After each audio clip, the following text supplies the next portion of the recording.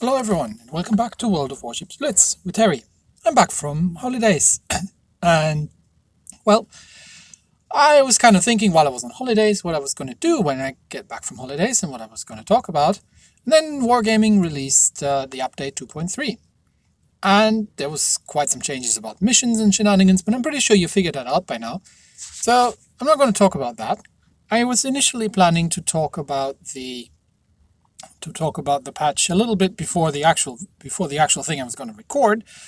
But then looking through the rebalancing they've done, and that is a huge amount of change, I figured, well, okay, I'm going to make an actual extra video about it. So don't worry, it's going to be another video with the thing that I actually wanted to do and some gameplay and stuff. So let's get back to this. First, if you don't know where the patch notes are, because it's not immediately obvious, and it took me quite a while to figure that out myself, the patch notes are on Facebook. Now, I don't want to promote the usage of Facebook personally. I mean, it's your choice, but I do not have a Facebook account, and I generally stay away from it. But for this, I actually go to Facebook because there are some really interesting things in here. So let me run you through that quickly, and we'll see what the implications of these changes are. So ship balance, they start with the destroyers. The Japanese gunboat destroyers seem to have gotten a slightly better AA, but lost their air defense consumable in return. Okay, bit more smoke on here. I don't have any of these ships, so I can't really tell in game what the impact is. But it looks like the smoke generator would actually be a lot more useful.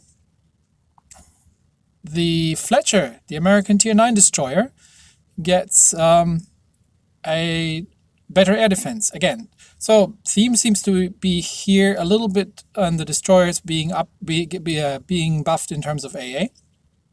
The gearing gets interesting. Now let's look at this. So the belt armor has been increased from 16mm to 21mm. That is very interesting for several reasons. First, it confirms that there's an actual armor scheme, which is something that I've always been theorizing about. And it confirms that the armor has an actual thickness, not just some factor of sorts. So this is definitely there, and it's part of the penetration metric. So whatever algorithm exists to decide if you're doing a full pen or an over pen or a bounce or anything, the actual thickness of the armor where you hit the ship, because if there's a belt armor, there has to be a not belt armor, otherwise it would just be called armor. The thickness of the armor where you hit the ship makes an impact. So what does this mean? From the description, they say this is to help the gearing survive dogfights longer.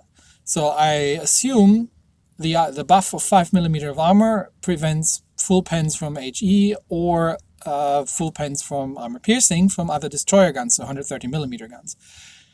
And it also reduces the chance of overpenning. So if you haven't heard about this, an overpenetration is when, in World of Warships, is when the shell goes clean through the ship, one side in and out the other side again without actually detonating. It still does damage, but it doesn't do much damage. I think it's about 20% or something.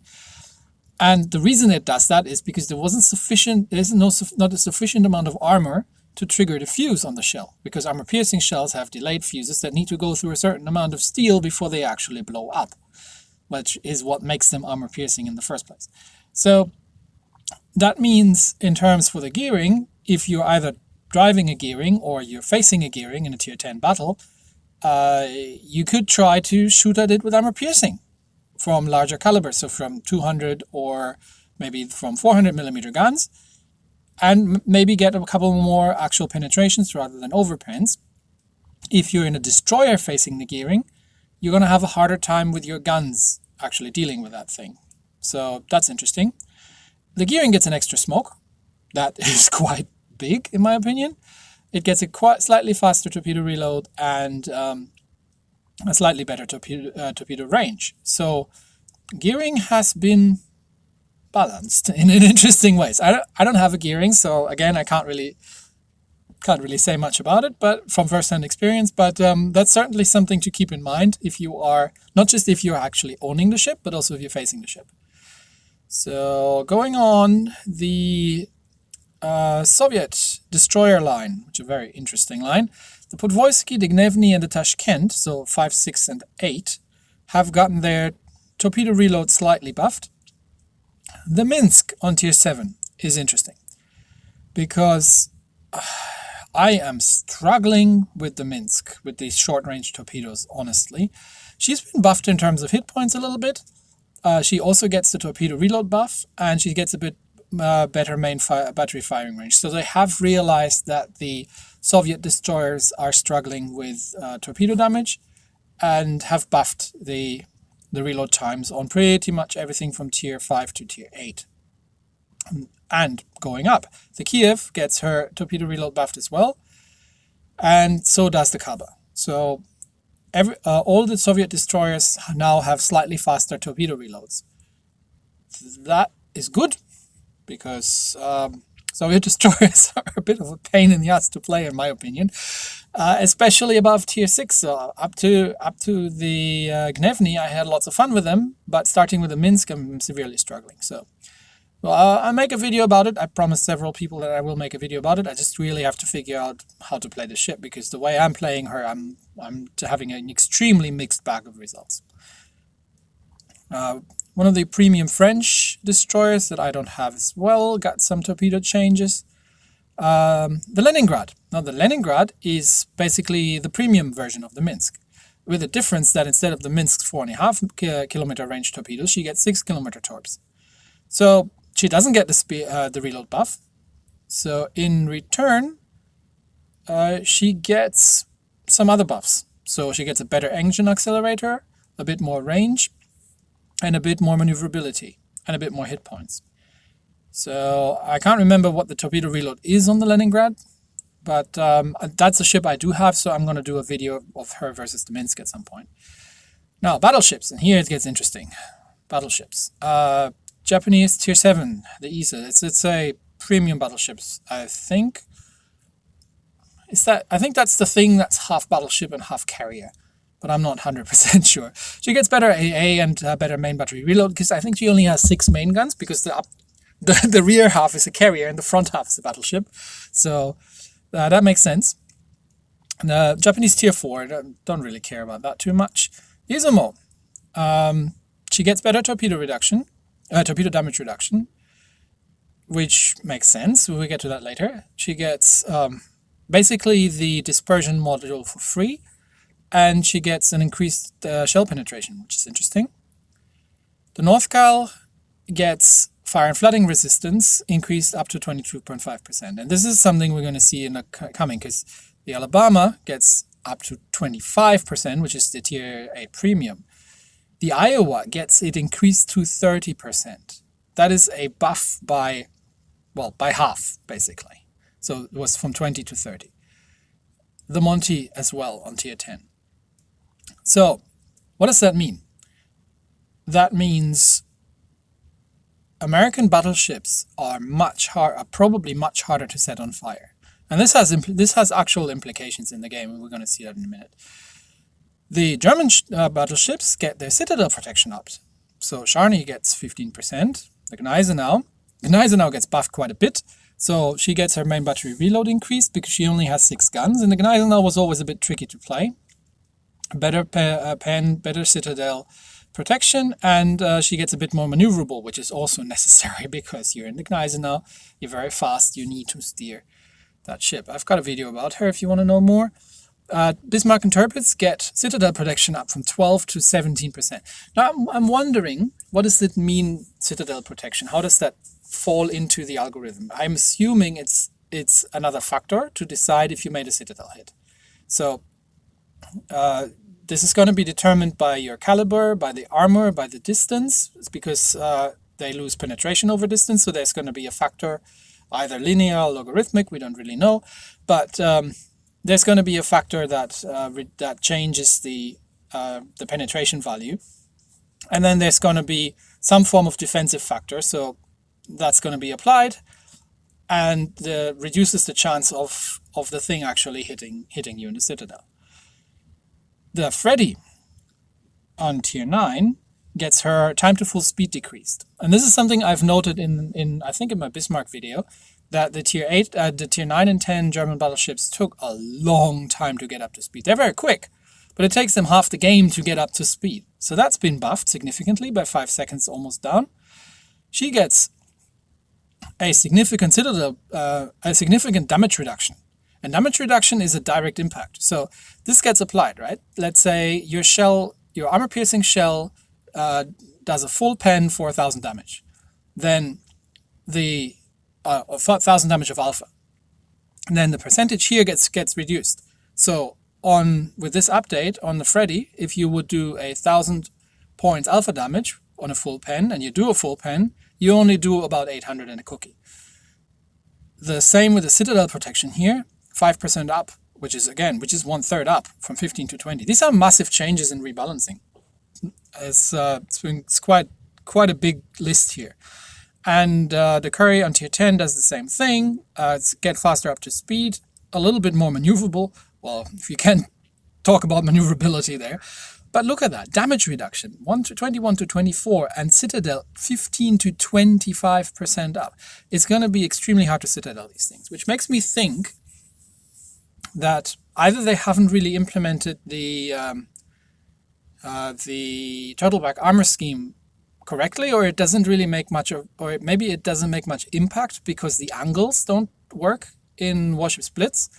So while the armor scheme is there, it doesn't actually make that much of a difference. So that's why they probably upped the Citadel protection so much on the German BBs to take that into account, because they do have these turtle-shaped Citadel armor plates, which in the normal version of World of Warships could give you an additional kind of sloped armor around the Citadel. The Hood, the British tier 7 battleship, got significantly buffed. 5% dispersion, that's almost a dispersion mod. The penetration increased. The turret traverse has been increased from 4.5 to 5, so battleship standard now. Even more range to 12.3. And she's gotten an AA buff for short range as well. So, well, the Hood is not a terrible ship. I've played her and I've had a video about her, and I'm quite enjoying her. So, certainly welcome. I'm not 100% sure this was necessary. She seems a bit powerful now, but okay. She's a premium, so that's the thing. Okay, nobody cares about tier 1 cruisers, tier 2 or tier 3 cruisers.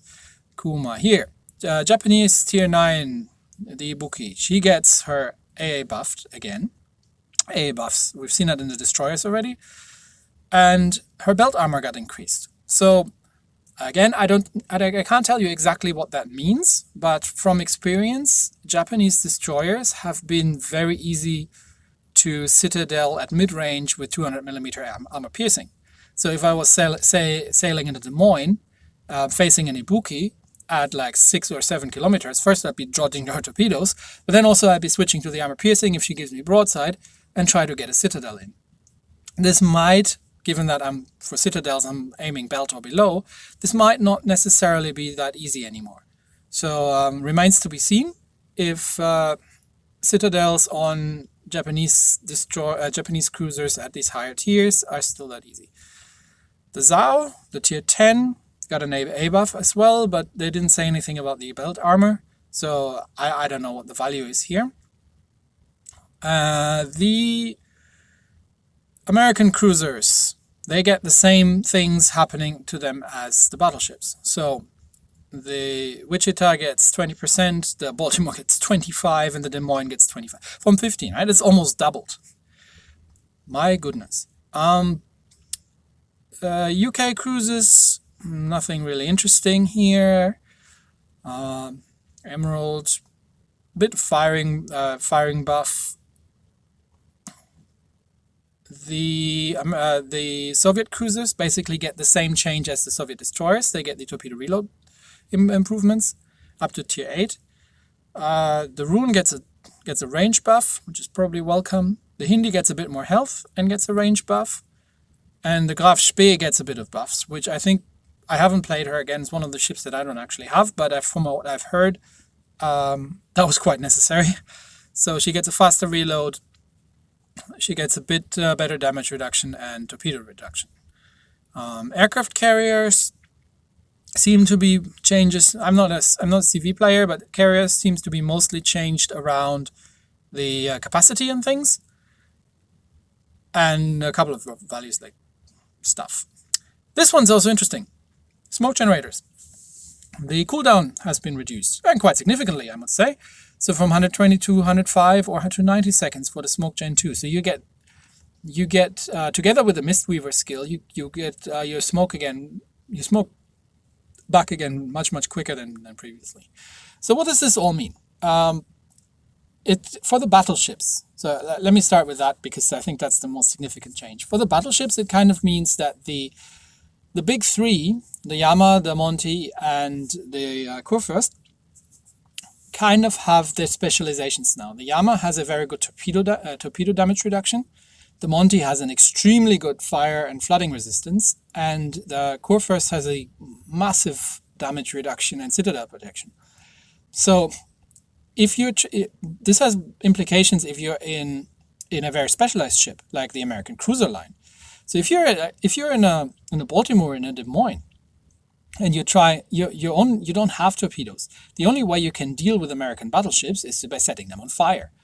This has become significantly more difficult now. Same with cruisers, because American cruisers on higher tiers are very well armored. So if you're fighting an enemy Des Moines, even at point blank range, you can't get the 200mm armor piercing through the belt armor. And firing high explosive just has gotten a lot more difficult because these things are much harder to set on fire. Now, I don't have first-hand experience of what that actually looks like, but